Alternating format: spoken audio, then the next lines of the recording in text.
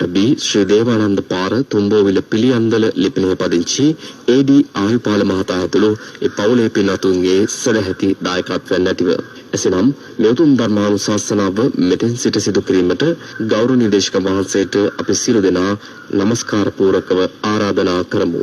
සාදු සාදු සාදු. අවසරයි ස්වාමීන් වහන්සේ. समन्त चक्रवालेषु अत्रा गच्छन्तु देवता सद्धम्मं मुनिराजस्य सुनन्तु सग्ग मोक्खदं धम्मස්සවන කාලෝ අයං භදන්තා ධම්මස්සවන කාලෝ අයං භදන්තා ධම්මස්සවන කාලෝ අයං භදන්තා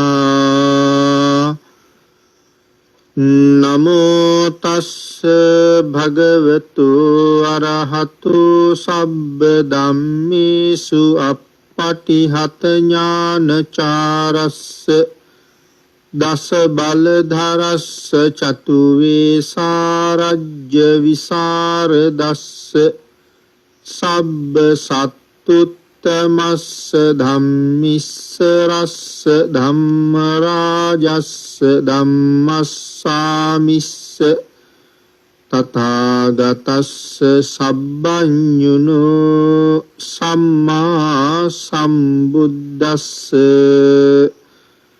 නමෝ තස්ස භගවතු අරහතු සබ්බ ධම්මේසු අප්පටිහත ඥානචාරස්ස දස බලධරස්ස චතු වේසාරජ්‍ය විසරදස්ස සබ්බ සත්තුත්තමස්ස ධම්මිස්ස රස්ස ධම්ම රාජස්ස ධම්මස්සාමිස්ස තථාගතස්ස සබ්බඤුනෝ සම්මා සම්බුද්දස්ස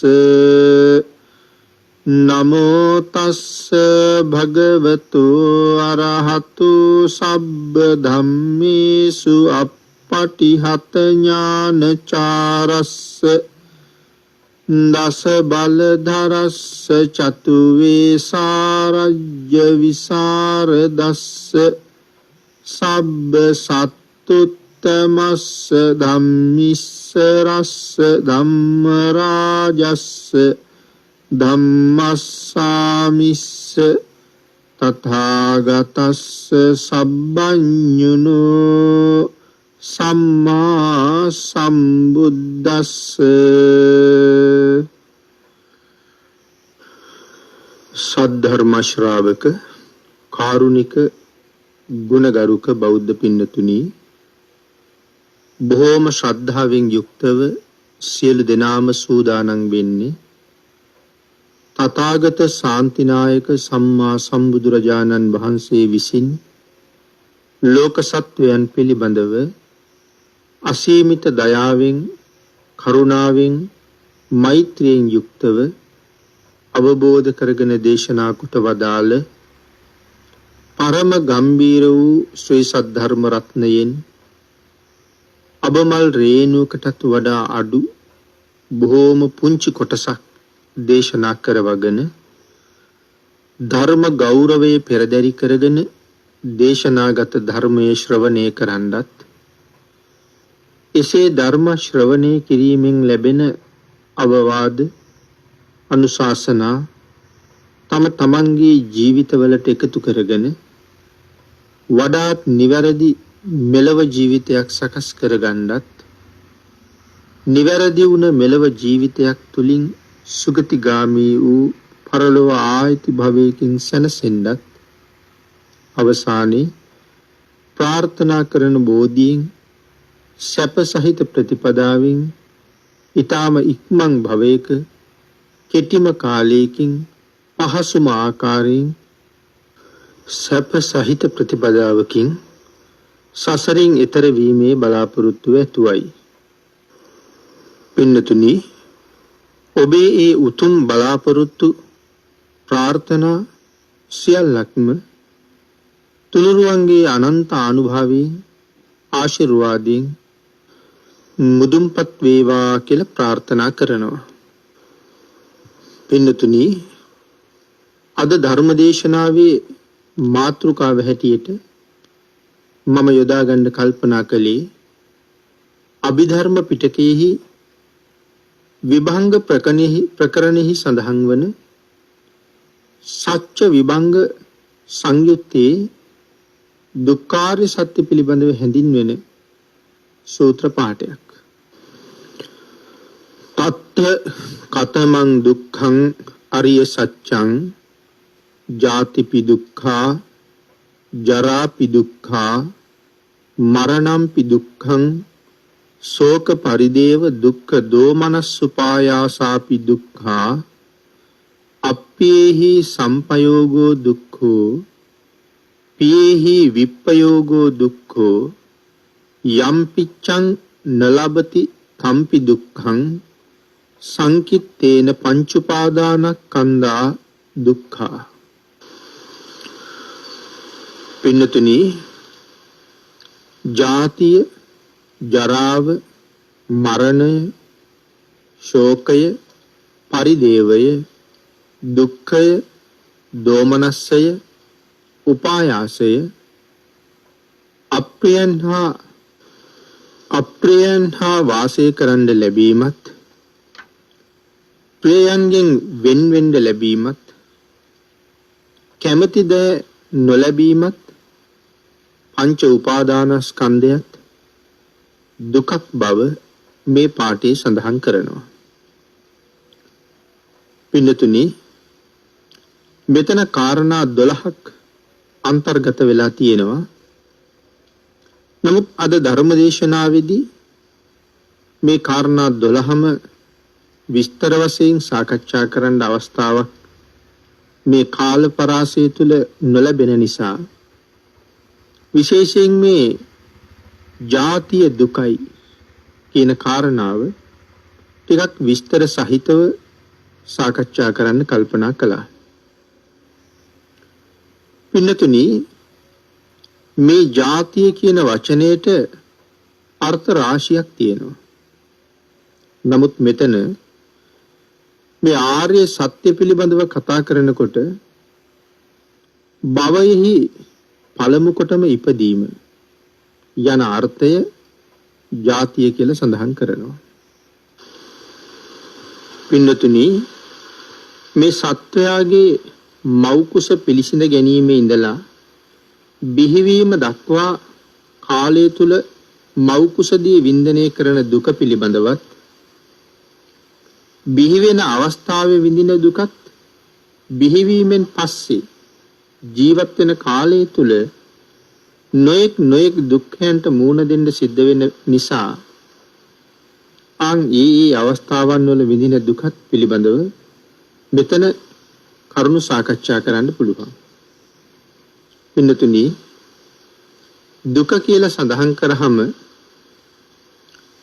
තවත් කරුණු කීපයක් මෙයින් පැහැදිලි කරන්න පුළුවන්කම තියෙනවා. ඒ තමයි දුක්ඛය, විපරිණාම දුක්ඛය, සංස්කාර දුක්ඛය, ප්‍රතිච්ඡන්න දුක්ඛය, අප්‍රතිච්ඡන්න දුක්ඛය, පර්යාය දුක්ඛය, නිෂ්පර්යාය දුක්ඛය කියලා ආකාර ගණනාවකින් පැහැදිලි කරන්න පුළුවන්. විශේෂයෙන් පින්නතුනි, මිනිස්සුන්ට තමන්ගේ ජීවිත කාලය තුල මුහුණ දෙන්න ලැබෙන නොයෙක් වේදනාකාරී අවස්ථාවන් තියෙනවා.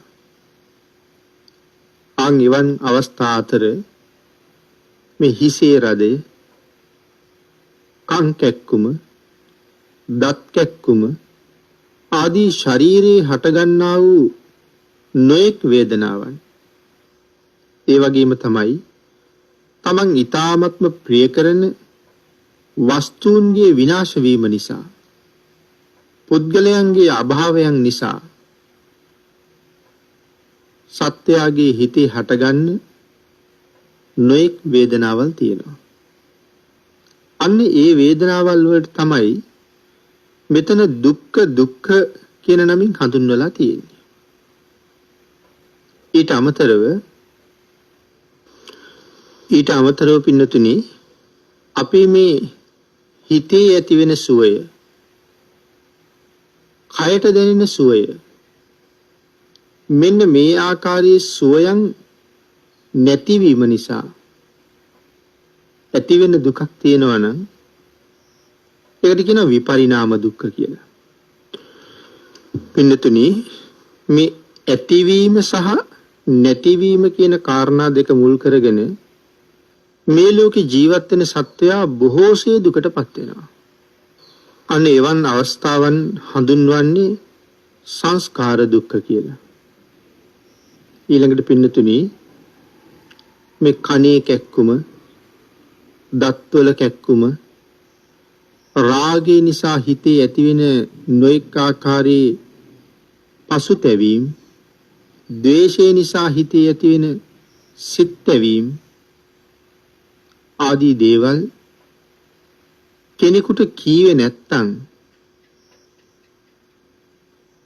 වේදනාත්මක ස්වභාවයක් අපි පෙන්눔 කළෙත් නැත්තම් ඒක තව කෙනෙකුට දැනගන්න පුළුවන් කමක් නැහැ. අපිට දත් කැක්කුමක් තියෙනවා කියලා බාහිරින් බලාගෙන ඉන්න කාටවත් පේන්නේ නැහැ නේ පින්නතුනි. අපිට හිසේ කැක්කුමක් තියෙනවා කියන කාරණාවත් බාහිර ඉන්න කෙනෙකුට දැනගන්න පුළුවන් කමක් නැහැ. ඒක දැනගන්න නම් අපි මේ විදිහේ අපහසුතාවයක්, අසනීපයක් මට තියෙනවා කියලා ඒ අයට දැනුවත් කරන්න ඕනේ.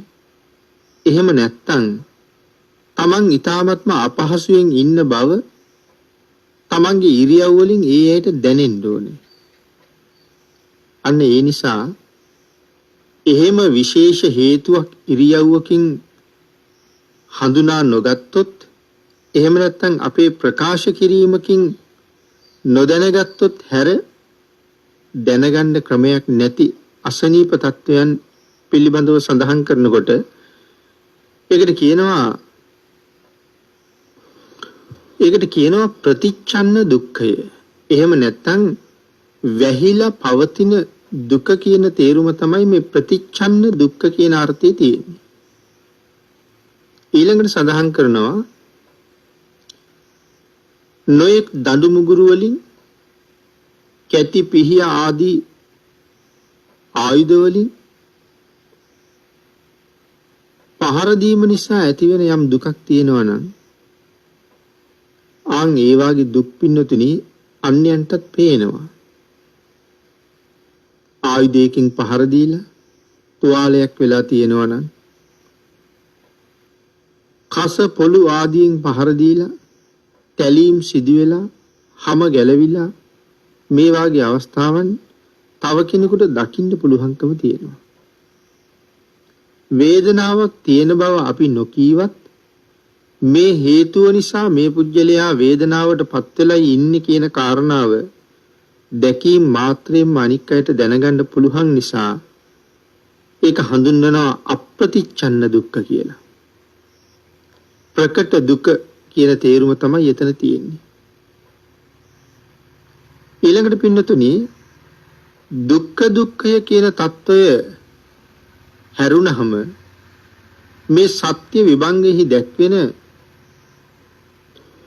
මේ ජාති දුක කියන කාරණාව පින්නතුනි මේ ජාතිය කියන ඉපදීම නිසා මේ ලෝකේ මූණ පාණ්ඩ සිද්ධ වෙන යම් දුක්ඛන්දරාවක් තියෙනවනම්,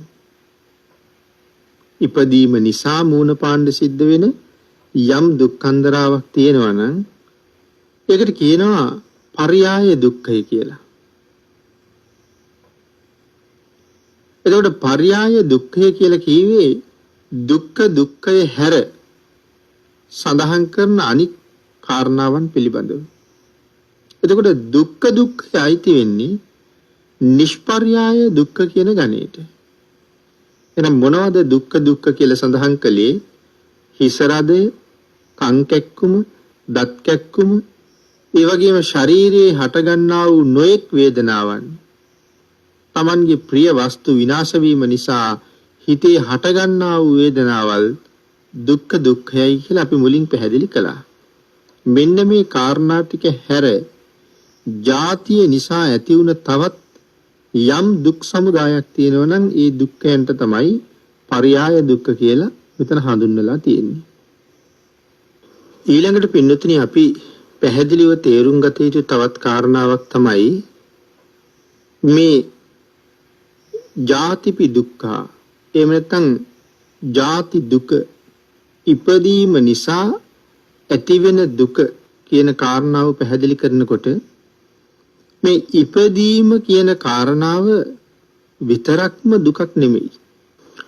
මේ සුගතියේ ඉපදුනත් එහෙම නැත්නම් පින්නතුනි මව් කුසක පිළිසිඳ ගත්තට පස්සේ ඒ පිළිසිඳ ගැනීමේ ඉඳලා මව් කුසින් බිහිවීම කියන කාලය දක්වා මව් කුස ඇතුළේ බිහි වෙන අවස්ථාවෙත් වින්දනම් යම් දුකක් ආන් ඒ දුකත් මෙලව ඉපදුනාට පස්සේ ජීවත් වෙන කාලය තුල නොයෙක් දුක් කරදර කම්කටොළු වලට මූණ පෑවද එයින් ඇති වුණ දුකත් මරණයෙන් පස්සේ සතර අපායාදී දුගතිවල ඉපදිලා අනේක අප්‍රමාණ දුක් වින්දනය කරන්න සිදු වෙනවා නම් ඒ දුකත් ඉපදුනේ නැත්තම් අපිට විඳින්න වෙන්නේ නැහෙනි පින්නතුනි. ඉපදිච්ච නිසාම තමයි මේ හැම දුකකටම මූණ දෙන්න සිද්ධ වෙලා තියෙන්නේ. අන්න ඒ නිසයි සඳහන් කළේ ජාතිය ස්වභාවයෙන්ම දුකක් නුනත් මේ ඉපදීම නොයෙක් දුක්වලට හේතුවක් වන නිසා දුකයි කියලා සඳහන් කරනවා. පින්නතුනි මව් කුසේ පිළිසිඳ ගැනීම පිළිබඳව කරුණු සඳහන් කරනකොට මේ මව් කුස කියලා කියන්නේ ඊට සැපදායක තැනක් නම් නෙමෙයි. විශේෂයෙන් ධර්මයේ මේ කාරණාව පැහැදිලි කරනකොට සඳහන් කරනවා මවගේ ආමාශයට යට පිටකටු දෙක අතර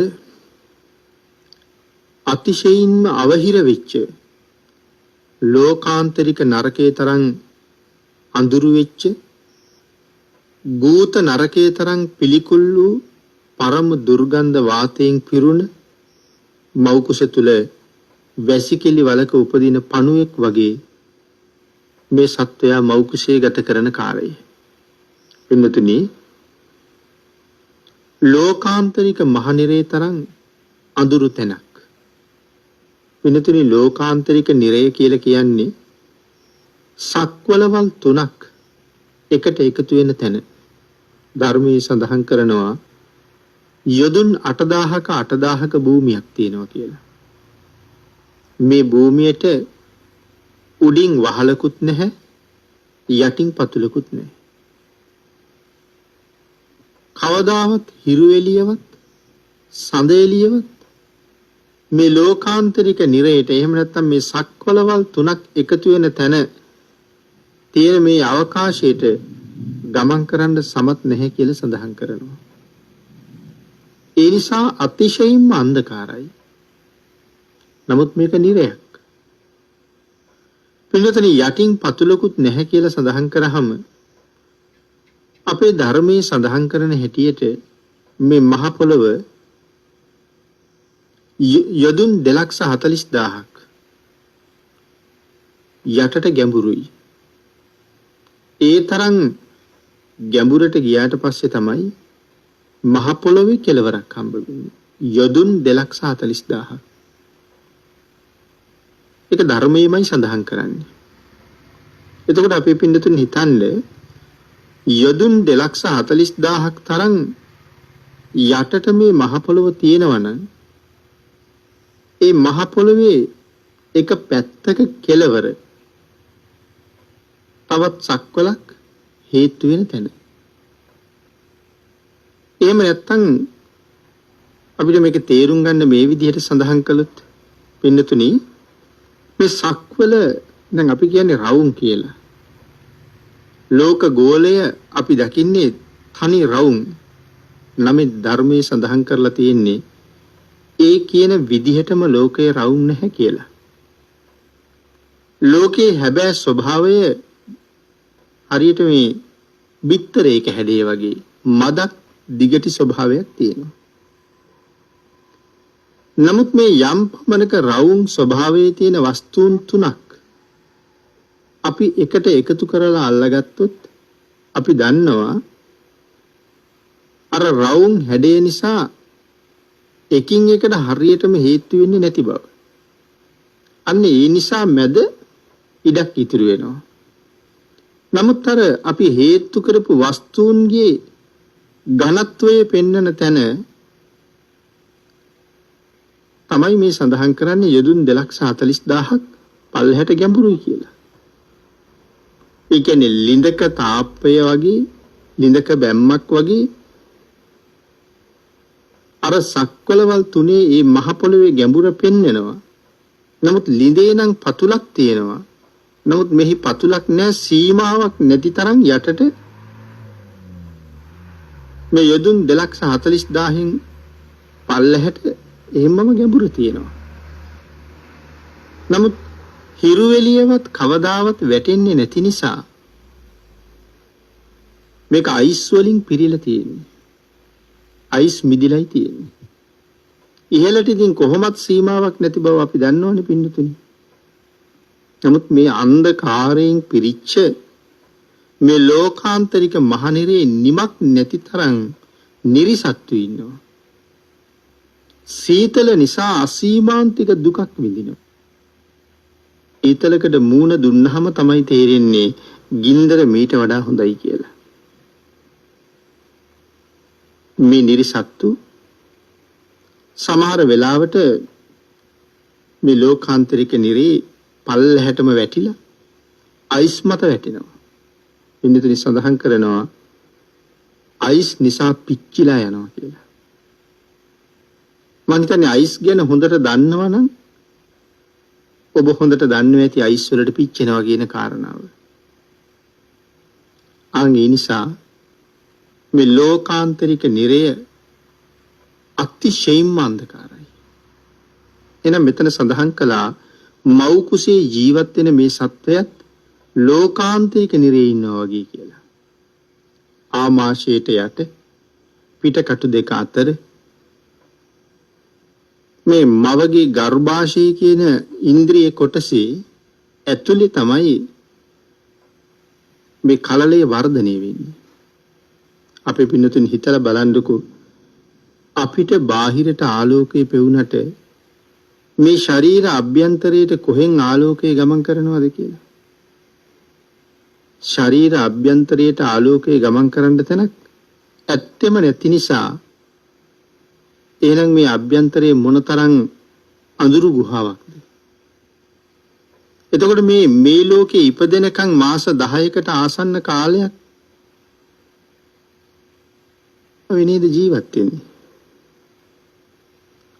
ඒකයි සඳහන් කරන්නේ ලෝකාන්තරික මහනිරය වගේ අඳුරු තැනක් මව්කුස කියලා කියන්නේ.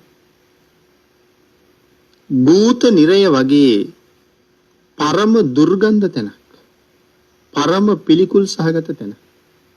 සත්ත්ව ලෝකයේ සියලුම සත්වයන්ගේ හිස පුපුරනවා. ඒ දුර්ගන්ධය වරුත්තු දෙන්නේ. සාමාන්‍යයෙන් පින්නතුනි මරුණ සතෙක් නරක් වුණාට පස්සේ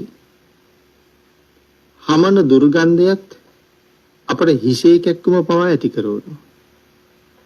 ගූත නිරේ දුර්ගන්ධයේ සත්ත්ව ලෝකයට આવුත් හිස පුපුරනවා කියලා සඳහන් කරනවා. ඒ තරම්ම දුර්ගන්ධයි. ඉතින් එතකොට අපි කල්පනා කරලා බලන්න ඕනේ පින්නතුනි මේ ශරීර අභ්‍යන්තරයේ කොයිතරම් දුර්ගන්ධද කියලා. පැසුණු ආහාර තියෙනවා.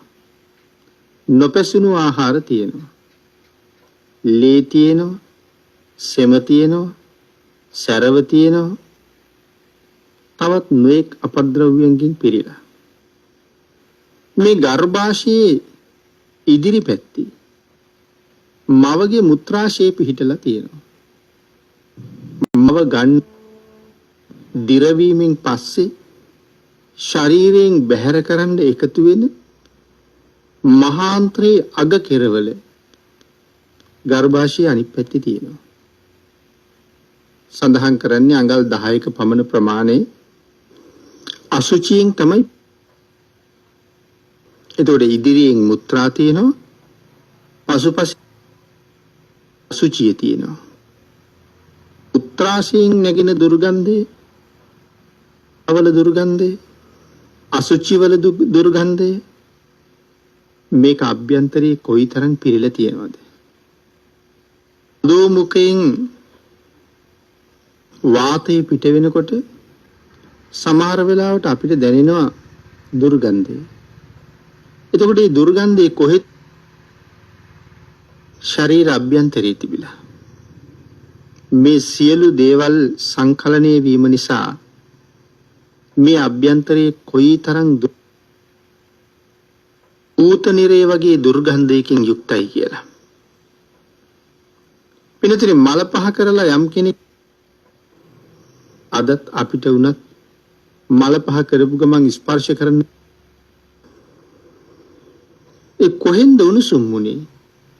මේ ශරීර අභ්‍යන්තරයේ තියෙන උණුසුම තමයි ඒ පිටට ඇවිල්ලා දැනෙන්නේ. ශරීරයට අත තියලා බලහමත් ශරීරයේ උණුසුමක් තියෙන බව අපි දන්නවා. එහෙනම් අභ්‍යන්තරයේ ඒ උණුසුම බාහිරට වඩා තියෙනවා. මුඛය ඇතුළට ඇඟිල්ල දාගෙන හිටියොත් උණුසුම තියෙන බව අපිට හොඳටම දැනෙනවා. අයකට ආසන්න කාලයක් මේ උණුසුම දැනෙනකොට අපි වායු සමීකරණ යන්ත්‍රයක්, එහෙම නැත්නම් විදුලි පංකාවක්, එහෙම දෙයක් ක්‍රියාත්මක කරගන්න නැත්නම් අඩුතරමේ යම් කාඩ් අපි පවන් සලා ගන්නවා. වාතය නිසා මේ උණුසුම නැති කරගන්න උත්සාහ කරනවා වාතයෙන් සුළඟි. නමුත් මේ අභ්‍යන්තරයට කවුරු එහෙම පහසක් ලබලා දෙන්නද? මාස 10කට ආසන්න කාලයක් මේ දුක බණ අහන ඔබත් විඳපු දුක, ධර්ම දේශනා කරන මමත් විඳපු දුක. මෞකුස කොයිතරම්නම් දුෂ්කරද මෞකුසේ කාලේ. ආන් ඒක නිසායි පෙර මහා පුණ්‍යවන්තයෝ, ප්‍රඥාවන්තයෝ බොහෝම පින්කම් කරලා ප්‍රාර්ථනා කරපු එක කාරණාවක් තමයි මෞකුසක උපදින්න එපා කියන කාරණාව. අපේ කාලේ සඳහන් කළොත් අම්බපාලි. ඒ වගේම පින්නතිනේ ධර්මයේ තවත් පැහැදිලි කරනවා මහා පදුම දේවිය, පොක්කර සාති බ්‍රාහ්මණයා, මේ වාගේ අය ඕපපාතික උපතක් තියෙන. මෞකුස පිළිකුල් කරලා මෞකුසේ උපදින්න එපා කියලා ප්‍රාර්ථනා කරපු නිසා. ඒ තරම්ම දුක්ඛදායකයි. මෞකුසේ ජීවත් වෙන කාලේ විඳින මෙන්න මේ මහත් වූ දුක ගබ්බාවක්‍රාන්ති මූලක දුක්ඛ කියලා හඳුන්වනවා. ඊළඟට පින්නතුනි පැහැදිලි කරනවා ගබ්බ පරිහරණ මූලක දුක්ඛය. මනුස්ස ගර්භය ඇතුලේ අපි ජීවත් වෙනකොට අම්මා ඉඳ ගන්නකොට ඒ වගේම අම්මා නැගිටිනකොට අම්මා ගමන් බිමන් යනකොට එදිනෙදා වැඩ කරනකොට මේ ගැබ තුල වැඩෙන දරුවට කොයිතරම් දුක්වලට මුහුණ දෙන්න සිද්ධ වෙනවද?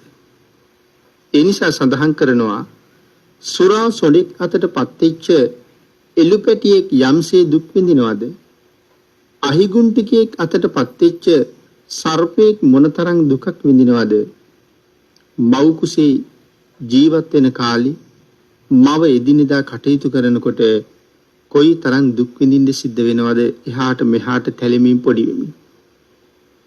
ඊළඟට පින්නතුනි සඳහන් කරනවා මව ඇල්දිය පාවිච්චි කරනකොට ඊටාම සිසිල් දේවල් අම්මා පාවිච්චි කරනකොට මේ කුස ඇතුලේ වැඩෙන දරුවට නැවත ලෝකාන්තරික මහනිරයට වැටුණ කෙනෙකුට වගේ සීතලක් දැනෙනවා කියලා. අම්මා උණුපෙන් පානය කරනකොට නැත්නම් උණුවෙන් ආහාර අනුභව කරනකොට උණුසුම් දේවල් අම්මා අරගන්නකොට ගිනි කබලකට වැටුණු කෙනෙකුට වගේ පුදුම උණුසුමක් දැවිල්ලක් ඇති වෙනවා කියලා. පින්නතුනි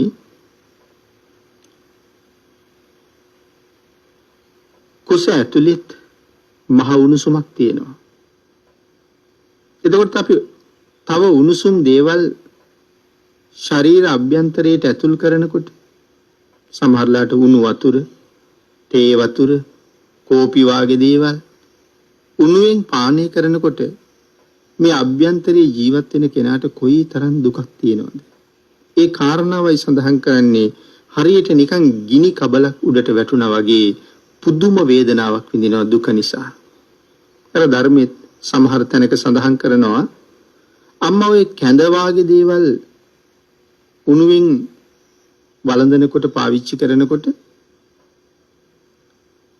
කුස ඇතුලේ ඉන්න දරුවට දැනෙනවා කියලා සඳහන් කරනවා මේ ගිනි අඟුරු වලින් ගහනකොට යම් වේදනාවක් දැනෙනවද ඒ වාගේ වේදනාවක් දැනෙනවා කියලා. ඊළඟට පින්නතුනි සමහරට ලුණු ඇඹුල් මේ වාගේ දේවල් අම්මා වැඩිපුර අනුභව කරනකොට හරියට නිකන් වේතරණියේ ඉන්න සත්වයක් යම් දුකක් විඳිනවද ඒ තරම් වේදනාවක් විඳිනවා කියලා සඳහන් කරනවා. මොකද්ද පින්නතුනි මේ වේතරණි කියලා කියන්නේ? වේතරණි කියලා කියන්නේ අපායක්. මේ වේතරණිය කියන නිරය සඳහන් කරලා තියෙන්නේ ගඟක් කියලා. නිරන්තරයෙන් වතුර ගලාගෙන යනවා. එහි වතුර අතිශයින්ම ලුණු රසයි.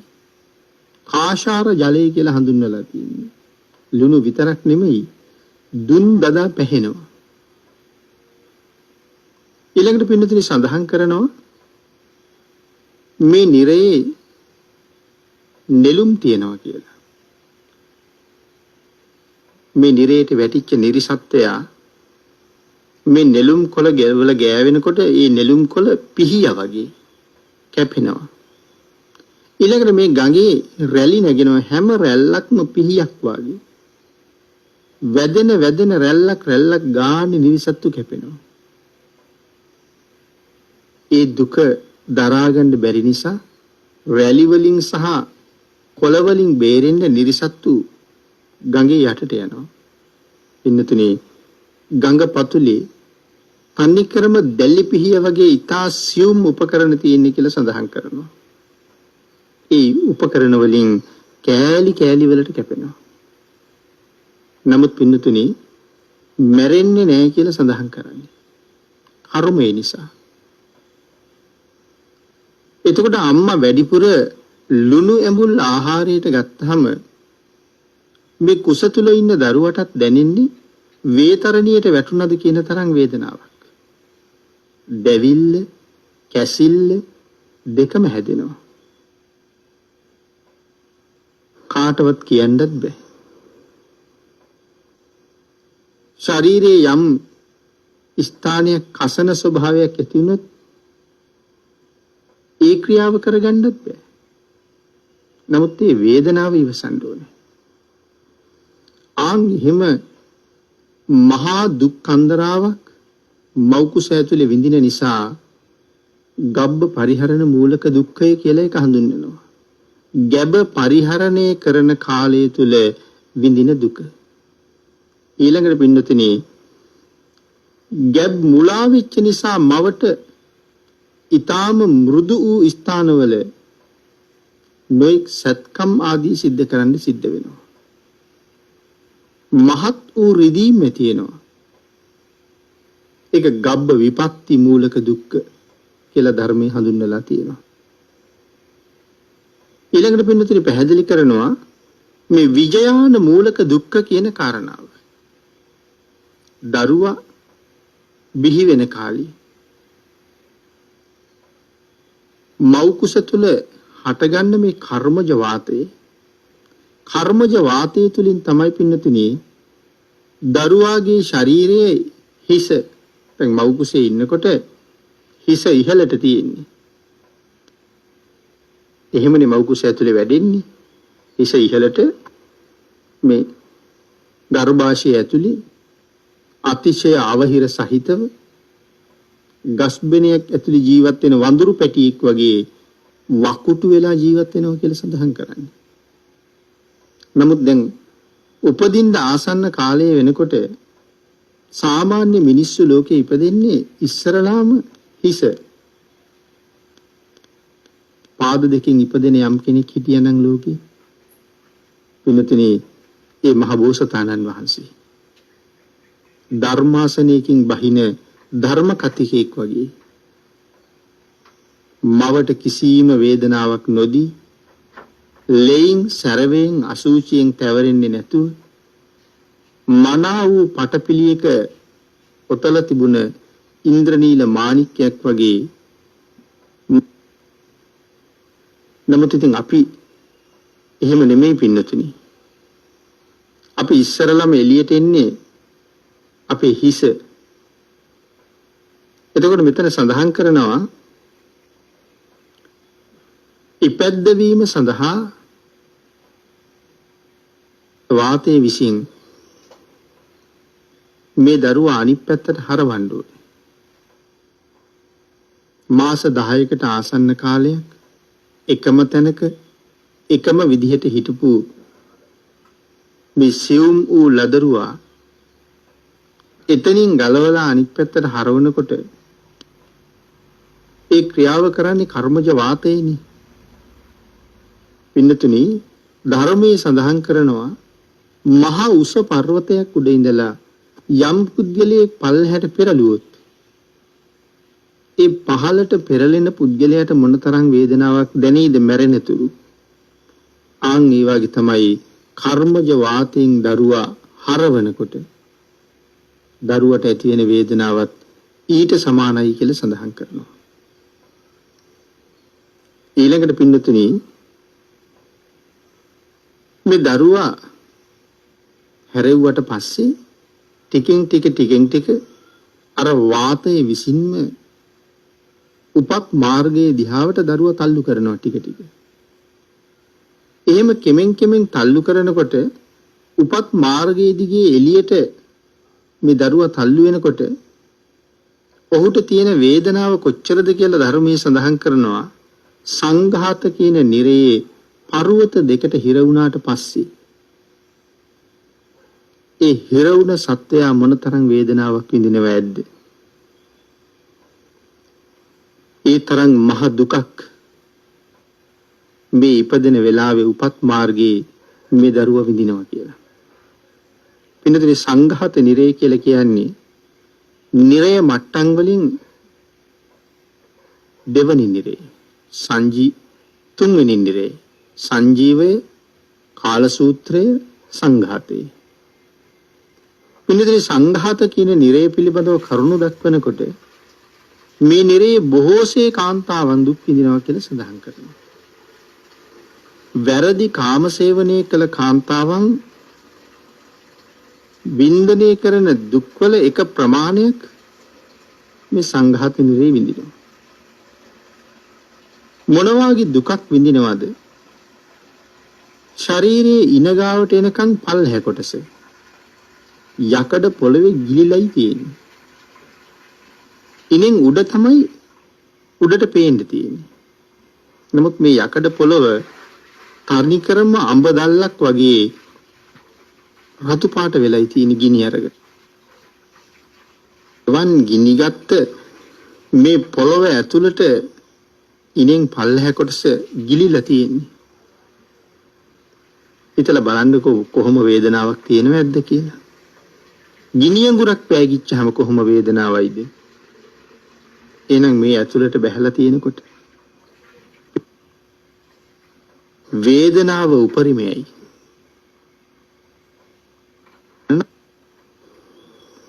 60ක්ම ගානක් උසයි. 60ක්ම ගානක් දිගයි. මහත්යක් තමන් ඉන්න දිහාට පෙරලි එනවා. ඈතින් පේනවා මේ නිරේ ඉන්න නිරිසත්තු අර පර්වතයට යට වෙලා තැලෙනවා. ඉතින් එහෙනම් බලාගෙන ඉන්නවා මිසක් බේරිලා දුවන්න දිහක් නැහෙනි. ඒ නිරිසත්තු තැලෙනවා වගේම තව පොඩ්ඩින් මටත් ඒ ඉරණමටම මූණ පාන්න සිද්ධ වෙනවා. මේ පර්වතයේ ළඟට පෙරලීගෙන එනකන් ඉඳලා අන්තිමට තමනුත් තලාගෙන මෙහාට යනවා. කර්මය නිසා ඒ තැලීමේ පොඩිවීමේ වේදනාව අත්විඳලා නැවත එතනම උපදිනවා. ඊළඟට බටහිර පැත්තෙන් පර්වතයක් එනවා. ඊළඟට උතුරු පැත්තෙනුත් ඒ වගේම පර්වතයක් එනවා. දකුණු පැත්තෙනුත් එහෙමම පෙරලි එනවා. සමහර වෙලාවට මේ උතුරෙන් දකුණෙන් නැගෙනහිරෙන් බටහිරෙන් මේ පෙරලිලා එන පර්වත ඒ තැන්වලදී එකට හේතු වෙනවා. එතකොට පින්නතිනේ හේතු නහම මේ පර්වත දෙක අතරට හිර වුණ නිරිසත්තු ප්‍රමාණයක් ඉන්නවා. ආන්ගේ හිර වෙච්ච නිරිසත්තු කොහොම වේදනාවක් විඳිනවද? මේ පර්වත දෙකක් ගිනි අරන්නේ තියෙන්නේ. තනිකරම ගිනි ගඩොල් මේ ප්‍රෝල්‍ය වීන්නේ පර්වත. එතකොට මේකට හිර වෙලා ඉන්න සත්වයා කොහොම දුක්ඛන්දරාවක් විඳිනවද? ආන්ගේ කාරණාව උපමාවට අරගෙන තමයි මෙතන සඳහන් කරන්නේ.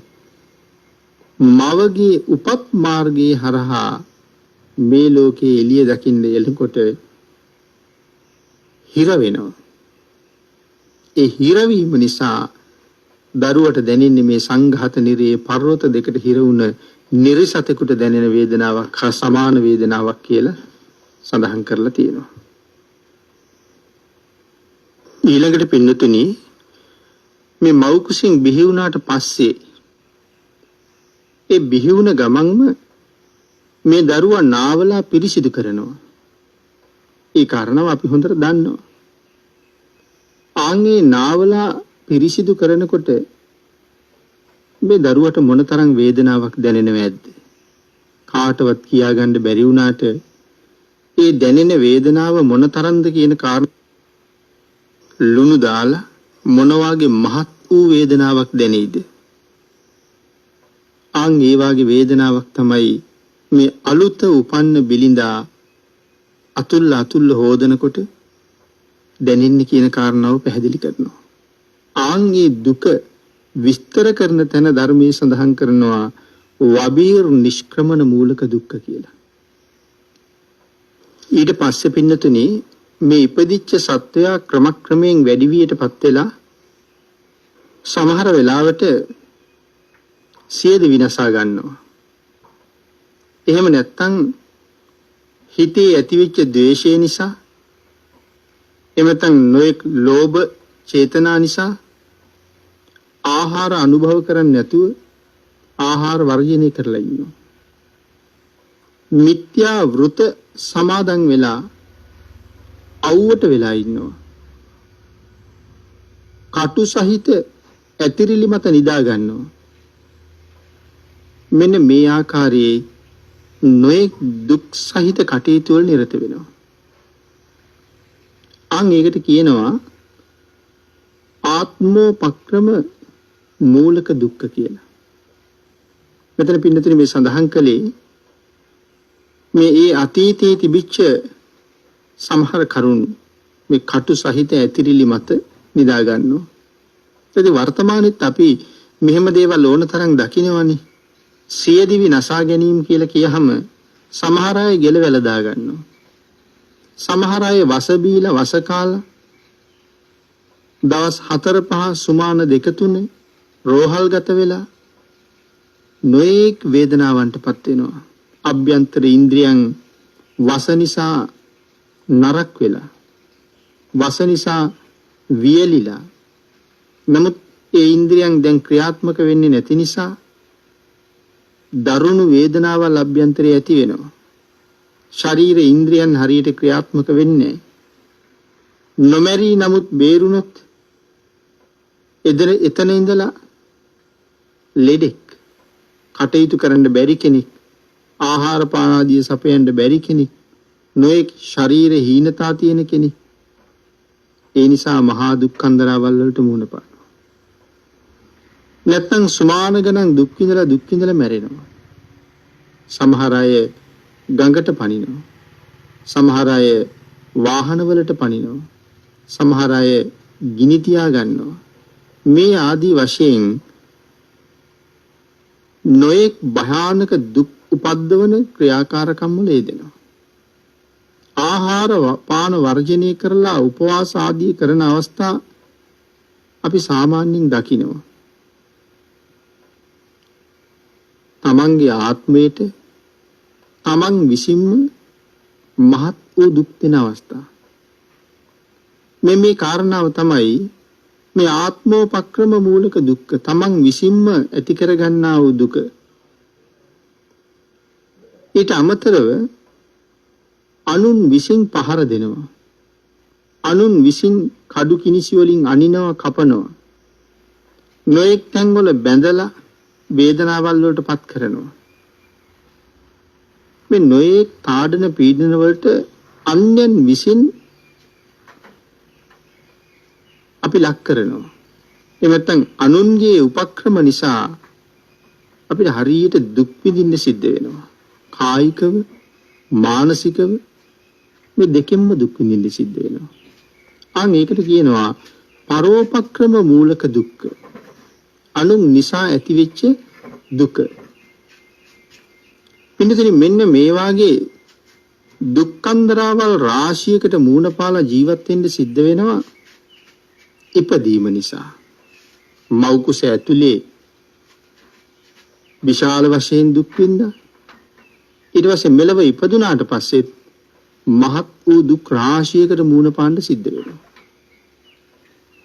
එතකොට මේ අභිධර්ම පිටකේ විභංග ප්‍රකරණයේ සඳහන් වන ජාතිපි දුක්ඛ පැහැදිලි කරන තැන මේ කාරණාව විස්තර කරනකොට සඳහන් කළා මේ ජාතිය කියන කාරණාව පමණක් දුකක් නෙමෙයි. ඉපදීම කියන කාරණාව විතරක් දුකක් නෙමෙයි. නමුත් උපදින්න උවමනා නිසා නැත්නම් මව් කුස තුල පිළිසිඳ ගත්ත නිසා මව් කුස තුල විඳින යම් දුක්ඛන්දරාවක් තියෙනවද? ඒ දුක්ඛන්දරාවල් ටික ඉවසන්න සිද්ධ වෙනවා. පිළිසිඳ ගත්ත නිසා මව් කුසේ විඳින්න තියෙන දුක් වලට මුහුණ දෙන්න සිද්ධ වෙනවා. ඊට පස්සේ නියම කල්වයස් ඉක්ම ගියාට පස්සේ මව් කුසෙන් එළියට ආපුවාම ආත්මෝපක්‍රම මූලක දුක්ඛ, පරෝපක්‍රම මූලක දුක්ඛ, වබීර් නිෂ්ක්‍රමන මූලක දුක්ඛ, මේ ආදී දුක්ඛයන්ට මූණ පාන්න සිද්ධ වෙනවා. ඊට අමතරව මෙලව ජීවත් වෙනකොට අපි මූණ පාන තවත් නොඑක් වද වේදනා, කරදර කම්කටොළු, තාඩන පීඩන වෙනතන කෙලවරක් නැහැ. ඒ හැම දුකක්ම විඳින්නේ මෙලව ඉපදිච්ච නිසා. ආන්ගේ ඉපදුන සත්වයා හරියටම සම්මාදිට්ඨියක් නැතුව මිත්‍යා දෘෂ්ටික මතවල එල්බගෙන විවිධාකාර අකුසල කර්මයන් සිද්ධ කර ජීවත් වෙනවා නම් ඒ පුද්ගලයාට මරණයෙන් පස්සේ නිරය උරුම වෙනවා. සතර අපායටම ඒක හේතුවක් බවට පත් වෙනවා. විශේෂයෙන් අකුසල කර්ම කරපු අය වැඩිමනක් නිරේ ඉපදිනවා. ඉතින් නිමක් නැති දුක්ඛන්දරාවක් මේ නිරයේ විඳින්න සිද්ධ වෙන බව නොඑක් ධර්ම දේශනාවල් වලින් මේ පින්නතුන්ට කරුණු පැහැදිලි කරලා දීලා තියෙනවා. පින්නතුනි අති දීර්ඝ කාලයක් නිරයවල් වල දුක් විඳලා ඊට පස්සේ සමහර වෙලාවට තවත් අවශේෂ කර්ම ඉතුරු වෙලා තියෙන නිසා එහි අවශේෂ කර්ම නිසා പ്രേත ආදී ආත්මවල උපද්දවනවා. ඉතින් අවුරුදු කෝටි ප්‍රකෝටි ගණන් සා පිපාසාවෙන් පීඩා විඳ මේ പ്രേත ලෝකවල දුක් විඳිනවා. ඒ කර්මයාගේ තවත් ප්‍රතිඵල හැටියට තිරිසන් ආත්මෙත් උපදිනවා. එක්ක പ്രേත ලෝකේ උපදිනවා. නැත්නම් තිරිසන් ලෝකේ උපදිනවා. තිරිසන් ලෝකේ ඉපදුනාට පස්සේ කුසල් කරන්න අවස්ථාවක් ඇත්තෙම නැහෙනි පින්තුනි. තිරිසන් සත්තු අතින් ඕනතරම් අකුසල් නම් සිද්ධ වෙනවා. නමුත් කුසල් සිද්ධ කරගන්න තියෙන අවස්ථාව මොනතරම් අඩුයිද කියලා හිතලා බලන්න. එතකොට නිතර නිතර කරගන්න අකුසල කර්මයන් නිසා නිරයටම පාර හැදෙනවා. ඒ නිසා නිරේ අනන්ත දුක් විඳිනවා. නිරයෙන් නිදහස් වෙලා තිරිසන් ලෝකෙ ඉපදෙනවා. නැවත නිරේටම පාර හැදෙනවා. කුසල් කරන්න පුළුවන්කමකුත් නැහැ. අනුන් අනුමෝදන් කරන කුසලයක් ලබන්න පුළුවන්කමකුත් නැහැ. සුගතිගාමී ජීවිතයක් පිළිබඳව කවදා බලාපොරොත්තු තියාගන්නද පින්නතුනි? මොන දීර්ඝ කාලයක් සතර අපායේ සැරිසරන්න වෙයිද මේ අවාසනාවන්ත තැනට આવොත්? තිරිසන් ආත්මයක ඉපදුණු പ്രേත ආත්මයට වඩා අතිශය අවාසනාවන්ත තැන. പ്രേතයෙකුට කවදා හරි සමහරලාට පින් ගන්න පුළුවන්. නමුත් පින්නතුනි අපි පින්කමක් කරලා තිරිසන් සත්තුන්ට පින් අනුමෝදන් කළාට ඔවුන්ට ඒ පින ලබන්න බැහැ කියන කාරණාව සඳහන් කරලම තියෙනවා. ඒ പ്രേතයන්ට නම් පින් ගන්න පුළුවන්. අපි ඥාති പ്രേතයන්ට පින් අනුමෝදන් කරනවා. අපි දෙන පින ලබන්න සුදුසු තැනක ඉපදිලා හිටියොත් ඒ പ്രേතයාට ඒ පින් අරගෙන සුවපත් වෙන්න පුළුවන්. එහෙම පින් ගන්න පුළුවන් බව භාග්‍යතුන් වහන්සේ දේශනා කළා. ත්‍රිපිටකයේ പ്രേතවත් වර්ණනාව පුරාවටම පින් අරගත් අවස්ථා පිළිබඳව පැහැදිලි කරලා තියෙනවා. නමුත් පින්නතුනි තිරිසනෙකුට පින් දුන්නා කියන තැන නම් අපි දකිනවා. නමුත් තිරිසන්නුන්ට පින් ලැබුණා කියන අවස්ථාවක් කොතනවත් සඳහන් කරලා නැහැ. අදත් සමහර වෙලාවට ධර්ම දාන ආදී පින්කම් පවා කරලා සමහර පින්නතුනි තමන්ගේ නිවෙස්වල හුරතලයට හදාපු නොඑක් සත්තුන්ගේ නම් සිහිපත් කරලා පින් අනුමෝදන් කරනවා. ඒක තමන් ගාව තියෙන සත්පුරුෂ චේතනාවක් තමයි. නමුත් තිරිසනෙකුට කවදාවත් පින් දෙන්න පුළුවන් කියන කාරණාවක් කොතනවත් සඳහන් කරලා නැහැ. ඒකයි මම සඳහන් කළේ ඒ තරම් භයානක අවාසනාවන්ත නිරයක් තමයි තිරිසන් අපාය කියලා කියන්නේ. අපි කරපු අකුසල කර්ම නිසා තිරිසන් ලෝකෙ ඉපදිලා දුක් විඳිනවා. නමුත් තිරිසන් උනාට පස්සේ නැවත කරන්න තියෙන්නේම අකුසල. ඒ නිසා අකුසල් කර කර සතර අපායෙන් මිදෙන්න පුළුවන් කමක් නැහැ නේ පින්නතුනි. ඒ නිසා කෙසේ හෝ ලැබුණ මේ උතුම් මනුස්ස ජීවිතේ කොයිතරම්නම් ශ්‍රේෂ්ඨද? ඒ මනුස්ස ජීවිතේ ලැබුණෙත් මව් කුසේ පිළිසිඳ ගත්ත නිසා අනන්ත දුකක් විඳලා. නමුත් පෙර සංසාරේ කරගත්ත මහා කුසල කර්මයන්ගේ අනන්ත ආනුභාවයන් නිසා අපට ලැබුණ මේ ශ්‍රේෂ්ඨ මනුස්ස ජීවිතයේ ප්‍රයෝජනෙට අරගෙන නැවත කවදාවත් මේ සංසාරයට එන්නේ නැහැ කියන තැන පිහිටලා අපිට බොහෝසේ කුසල් රැස් කරන්න පුළුවන්කම තියෙනවා. පොද අපට මේ මනුස්ස ජීවිතේ හම්බුනේ බුද්ධාන්තරයක. බුද්ධාන්තරයක් ලැබෙන එක මේ සංසාර ගමනේ පරම දුර්ලභ අවස්ථාවක්. මහා කල්ප අසංඛ්‍ය ගණන් ගෙවිලා යනවා පින්නතුනි බුදුවරු ලෝකේ පහළ වෙන්නේ නැහැ. පින් කරන්න බැරි කාල 8ක් ධර්මයේ සඳහන් කරලා තියෙනවා පින්නතුනි. ඒ කාල 8න්ම මිදිලා මේ උතුම් වූ බුද්ධාන්තරයක මේ ශ්‍රේෂ්ඨ මනුෂ්‍ය ජීවිතයේ ඔබට මට තීරණය වෙලා තියෙනවා. කායික ශක්තිය තියෙනවා, මානසික ශක්තිය තියෙනවා. බුද්ධාන්තරයක අපි උප්පත්තිය ලැබලා තියෙනවා. නිර්මල ධර්ම රත්නය අපිට තාම කිසිම අඩුවක් නැතුව ලැබිලා තියෙනවා. එයින් ප්‍රයෝජන අරගෙන වහවහ කුසල් රැස් කරගෙන නැවත මේ සසර දුක් විඳින තත්වයකට නොපැමිණෙන්න මේ කාලය තුල කටයුතු කරගත්තේ නැත්නම් මේ භයානක සතර අපායේ මොනතරම් කාලයක් අපිට තව දුක් විඳින්න වෙයිද? ආන්ගේ නිසා සසර නැමැති මහ හිරගෙදරින් එළියට යන්න. පින්නතනේ දොර අරගන්න තියෙන හොඳම කාලය තමයි මේ බුද්ධාන්තරයේ ලැබිච්ච මනුස්ස ජීවිතේ. ඒකට දිග ආයුෂයක් නැහැ. ඊටාම කෙටි කාලයයි තියෙන්නේ. හෙට වෙනකොට සංසාර හිරගෙදරින් එළියට යන්න මග පාද ගන්න තියෙන අවස්ථාව අපිට නැති වෙලා අපිට ජීවිතය අහිමි වෙන්න පුළුවන්. ඒ නිසා වහ උත්සාහ කරලා මේ කාලය තුල බොහෝසේ කුසල් රැස් කරගන්න.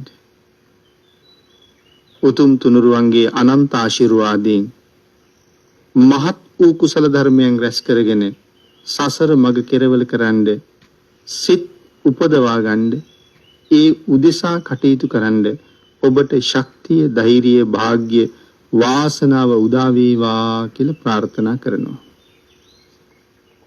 පින්නතුනි, ධම්මනදී තිත්ත ධර්මදේශනා මාලාවේ අද ධර්මදේශනාවේ දායකත්වයේ දරනු ලබන්නේ නම්බර 878 B ශ්‍රී දේවානන්ද පාර තුම්බෝවිල පිළියන්දල ලිපිනෙහි පදිංචි AD ආයුපාල මහත්මයා විසින්. ආයුපාල මහත්මයා පින් අනුමෝදන් කරනවා පරලෝසපත් වුණ දයාබරණීය බිරිඳ වෙන පද්මා ඉලේපෙරුම මහත්මිය ඇතුළු පවුලේ අනිකුත් සියලුම ඥාතිවරුන්ට ආශිර්වාද කරලා තියෙනවා.